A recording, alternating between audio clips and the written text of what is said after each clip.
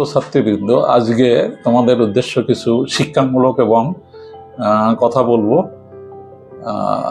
প্রথম কথা হচ্ছে, যদি আজ তোমরা সময় নষ্ট করো তাহলে আগামীতে তোমাদের সময় নষ্ট করতে হবে। অর্থাৎ সময়ের যদি গুরুত্ব দাও তাহলে আগামীতে তোমরা তার সুফল পাবে। আজ তোমরা পড়াশোনাকে অবহেলা করতেছো, পড়াশোনাকে এড়িয়ে যাচ্ছ, এর জন্য একদিন তোমাদের খুব আফসোস করতে হবে এবং কান্নাকাটিও করতে হবে পড়াশোনার জন্য।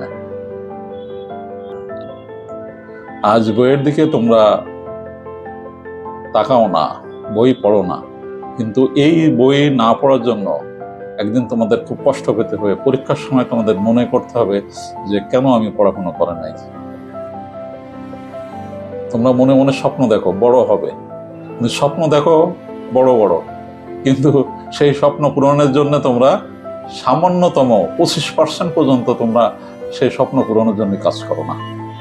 আলস্যে অলসতায় ডুবে থাকলে কেউ কখনো জীবনে এগোতে পারে না। তোমাদের সবাইকে কর্মতৎপর হতে হবে আর কি। পড়াশোনা শুধু পাশ করার জন্য না, তোমার ভবিষ্যৎ গঠনের জন্য।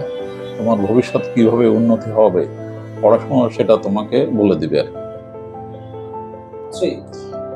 যে প্রকৃত জ্ঞান অর্জন করবে সে একদিন সবার মাঝে সম্মানিত হবে, সবাই তাকে শ্রদ্ধা করবে, ভক্তি করবে, সম্মান করবে।